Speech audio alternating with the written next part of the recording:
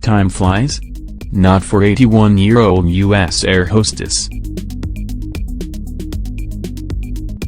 Washington American Airlines Flight 2160 from Boston has just arrived in Washington, D. K.N.B.T Nash, 81, helps the passengers disembark. They embrace her, take photos, and express their thanks. It's always like this.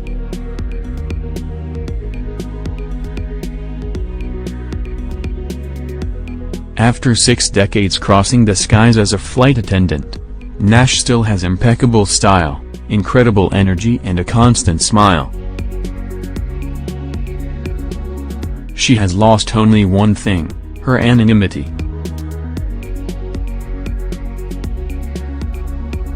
Kendra Taylor, a passenger, beams after taking a selfie with the octogenarian, whom she had hoped to meet. When I saw her I was like, oh my gosh.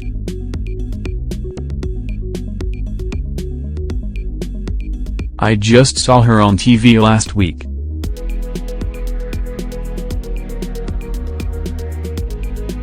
In a dark suit accented by a colored scarf, with her hair in a bun, Nash lends herself to accolades and plays with the compliments.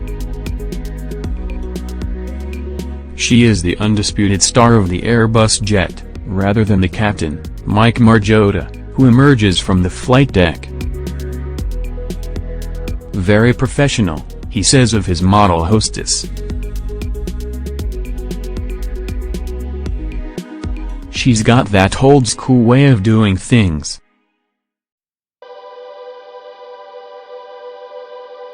In the United States, pilots must retire at 65, but there is no such restriction on commercial flight attendants, of whom K.N.B.T Nash is probably the world's most senior.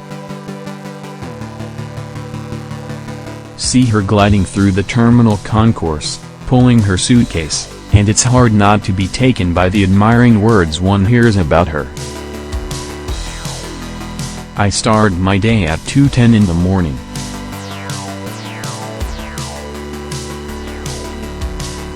I have 2 alarm clocks and when they go off I don't lie there, I get up, Nash says.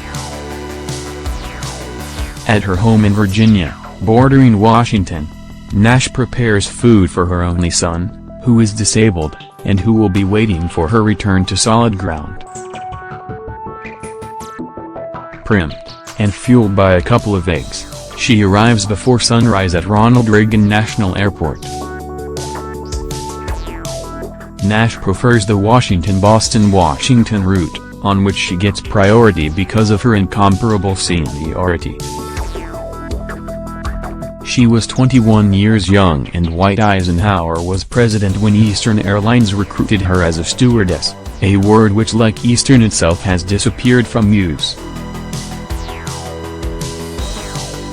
At that time, travel by air was the preserve of a certain elite.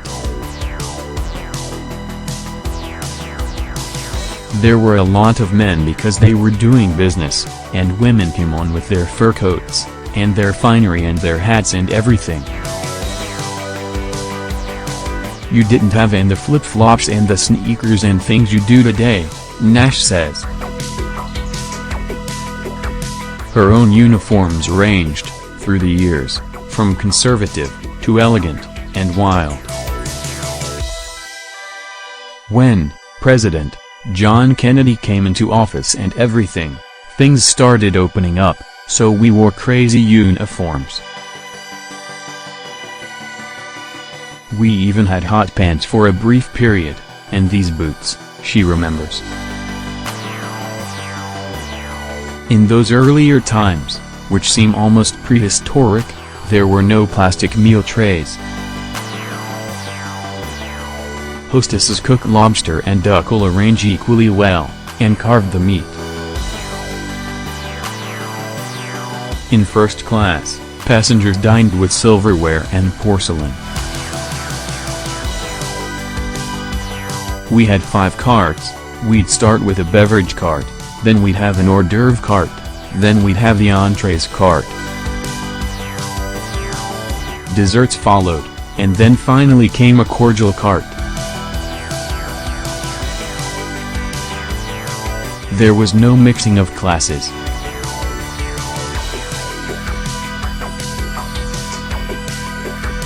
Flights were either all first class or tourist class. In the less opulent class, we sold sandwiches and milk. Sandwiches were 50 cents and milk was 15 cents, Nash says. We just had coffee, tea, hot chocolate and bouillon.